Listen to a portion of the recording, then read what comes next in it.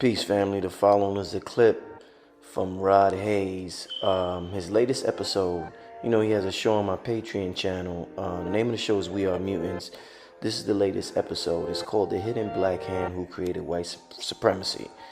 Family, when I tell you this is one of the best videos I've seen Rod do, man, this is awesome. This was the information that we need to as we're entering into a new paradigm, into a new era of consciousness. So I want to thank Rod Hayes. This is explosive. To see the full video, you go to patreon.com/blackmagic363. Enjoy, family. My brother. So first of all, the number one thing to understand about white supremacy is a military strategy. It's a military doctrine for conquest. Mm-hmm. Your understanding of white supremacy has nothing to do with the reality of white supremacy. So when we look back in history, the first entrance of a pale-skinned European called a Tamahu appeared on the scene 8,400 years ago. 80, okay. All right. They wasn't here before that. Okay. So that means that all of the Neanderthals was melanated. The original Neanderthals. Mm-hmm. Okay. So when you hear these so-called woke brothers calling the pale-skinned Europeans a Neanderthal, he don't know what he's talking about. Because they was melanated like us, the Neanderthals. All right, the Cro-Magnon man was a species of hominid that popped up out of nowhere with exceptional intelligence, right? And the Cro-Magnon man was also a melanated being. When you go to the Far East, you got something called Gigantolopithecus, which was a melanated hairy being, right? When you get into South Africa, you have what's called Zinjalopithecus, which was an ancient Australoid bipedal human from South Africa. Zinjalopithecus is like saying Niggalopithecus, because Zinji is nigger in Arabic. So when we're looking at these ancient beings, all of them melanated until somebody comes on the scene called Tamahu. The catalyst for this traces back to the Sinai Peninsula. Mount Zion is Mount Zion, and Mount Zion is where they landed. So now your Bible testified, because they got to give you the opportunity in the free will universe to discover anything they're doing so that you can have the opportunity to say, I don't want to participate. Right?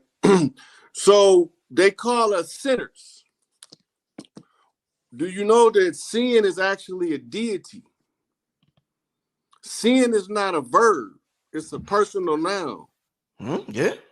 Yes. Sinners are the followers of Ninursin. Ninursin is a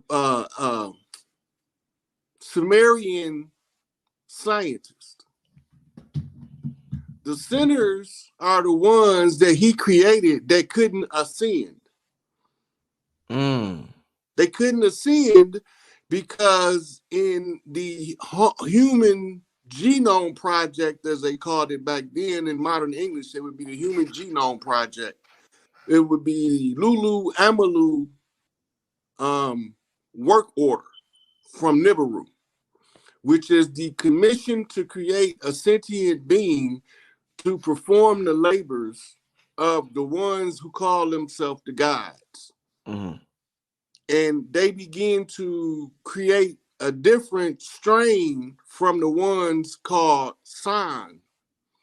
The San was the actual original workers in the mines of Mano Dapa in South Africa, right? And they protectorates used to be the Zulu. The Zulu are the children of Enki, and they are supposed to protect the little people in Africa, that they call it Africa today, but it haven't been Africa for 400 years, right? So even them telling us we came from Africa is a confusing concept in and of itself. But we need to get to how in the hell did some pale faces crawl out the caves and hillsides of Europe and conquer the gods. Right. Right? Now you hear all these Negroes talking about, I'm a god this, I'm a god that, ain't got no power. Got no power.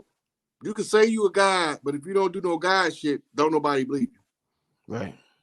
It's like masturbating, feel good, but ain't gonna make no baby. Right? So when you're looking at it, it's not possible based on intellect alone. You need a superior intellect because an inferior is never going to outthink a superior thinker. It's not possible. Because everything that the inferior thinker is thinking about, the superior thinker already thought about it in the past tense. And as far as the inferior thinker's mind can go, it can only go as far as the information available to it. Right? And then if he don't know how to compartmentalize the information, then he won't be able to utilize the information. Right? So now we're talking about a God mind. We don't even know what a God mind is. Right? Because a God mind is totally psychic. Right? You're able to see multiple dimensions while you walk the face of the earth. You got a God mind. The rest of us, God minds, we can all communicate with each other through a series of natural phenomena in which butterfly effect. Right? So now, we supposed to accept this fact that some pale people crawled out of Europe 6,000 years ago, took over the world and subjugated all of the gods, the demigods, the great men of valor and renown that walked the face of this earth. Make it make sense. Exactly. Yeah. It don't make sense. It's not possible. The only way is it possible. It's only one viable way that an inferior mind can conquer a superior mind. And that's if the inferior mind is effective in following orders and they being told what to do by another superior mind, another God intellect. Okay, so now at what point do we get to that we find out what's going on? We have to start with Alexander. Who we call Alexander the Great? That's what you're talking about? Okay. Yeah. Now the question is, why do they call him Alexander the Great? And there's dynasties of emperors that done greater things than him. So why is he the great? Why is he considered the conqueror? Okay, so look at his military exploits. Who was his wars against? He fought the Arabs in the Middle East. He fought the Huns, the Mongols, and then he fought the Vedics, or the Aryans, or the Hindus. When you get into India, they had something called a caste scroll, which is the definitive scroll of government on earth. Where does this come from? The caste scroll. The caste scroll is part of the hidden sutras or chapters of the Book of Earth. They got a whole series in Tibet. But the whoever holds the scroll of government gets to hold the government for the duration of the age. They had us thinking that the house nigga was a slave in the house. But all the time, the house nigga was a nigga that owned the house. Man. Right, man. Come on, man. Come on, man. Miss Ann them was his front faces, his figurehead, the CEO of his corporation. Nah, come on, Rod. Nah, this is too. You remember Samuel Jackson in Django? Django. Yeah, he was the nigga that owned the slaves. That's why he like, who is this nigga on his neck?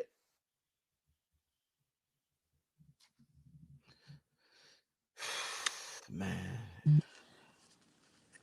Look, the big house used to be called Big Mama House. When they took over, they took Mama name off everything. We love our mamas. That's how they know us apart. We love our mamas like, motherfucker, I kill your whole nation over my mama by myself with my bare hands. Yeah. right? They don't like that. Because if the mama sent 5 boys at you, 5 boys coming as a cohesive unit. But if a rotten bitch sent a guy at you, he coming on his own. That's what the show with Tyrese and Mark Wahlberg. Yeah. Band of 5 brothers. Uh-huh. That's what they're talking about. Uh. Because a lot of us don't have, like, our biological mothers might die at birth or get killed when we're young.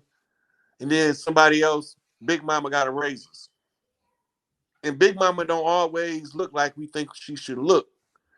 But before we start interacting with Europe, Big Mama was called the Dark Mother or the Black Madonna.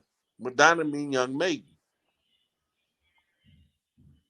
And the shrine of the Black Madonna conceals who she is, her position and rank, highest matriarch on the land. Let me ask you this: what was their purpose? The Zionist Jews who control this corporation. Did Obama? Didn't Obama go into office? He one of them too. He's one of them. He was actually creating a test tube. He a test tube baby. Obama. Mm-hmm. They took the DNA from Akhenaten and cultivated it in a test tube to produce him. Y'all thinking cloning just started doing this shit since the early 1900s, since Tesla days. So everybody used to say he was a reincarnation of Akhenaten, and Obama a clone. Yeah, but they said, oh man, I remember. I think the museum was in New York, and he went to go visit it or something like that. They had an exhibit of Akhenaten. Something happened where Obama went to see some exhibit of Akhenaten, and everybody was like, "Why is Obama going to see that exhibit?" What you don't remember is when he got elected president, he disappeared for almost 2 months. Most people don't remember that. But they said right before he left that he had a scheduled trip to Egypt. And then they didn't hear nothing about it for about 2 months. Everybody, every day they were still celebrating Obama won, but Obama wasn't talking. So Akhenaten was one of these Etruscans, or no? Akhenaten, they wanted to use his genetics, but they wanted him to be controlled by them.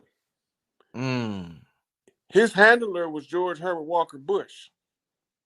Obama. Yeah. And his other William Jefferson Clinton handler was George Herbert Walker Bush. And Hillary Rodham Clinton handler was George Herbert Walker Bush. He put his whole team in the office consecutively until they ran into the Trump card, the Joker. Donald Trump was buck dancing. Remember how they used to make us do buck dance for him? Yeah. All the time he buck dancing, he doing everything we need him to do.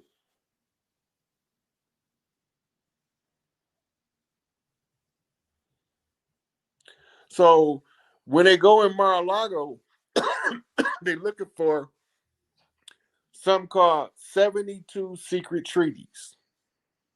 Trump got it. It's at the continuity of government under the FEMA control now. National security issues is at stake. But what, they took it from Trump? No, they thought it was at Mar-a-Lago. It's in Raven Rock. They can't get it out of Raven Rock. You can't even get a warrant to go in Raven Rock. So who got control over it? It's given to the elders from the land because the 72 secret treaties is how we gonna get out of this shit. That's why they was kept secret. So who's the elders of the land?